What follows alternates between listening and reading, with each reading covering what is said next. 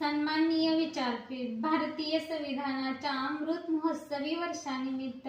आयोजित राज्यस्तरीय ऑनलाईन वक्तृत्व स्पर्धेमध्ये मी धनंजय मंगल मनोज आज आपणासमोर भारतीय संविधानाचा मूळ ढाचा आणि घटना दुरुस्ती अर्थात basic structure of constitution and amendment provision या विषयावर माझे मनोगत व्यक्त करत आहे. विविधतेने नटलेल्या या देशामध्ये जवळपास 6,500 जाती, अनेक धर्माचे, अनेक पंथाचे लोक गुण्यागोविंदाने एकत्र नांदतात आणि या सर्व विविध धर्माच्या, विविध जातीच्या लोकांना एका दोरीमध्ये बांधून ठेवण्याचं काम जर कोणी केले असेल तर ते भारतीय संविधानाने केलेलं आहे.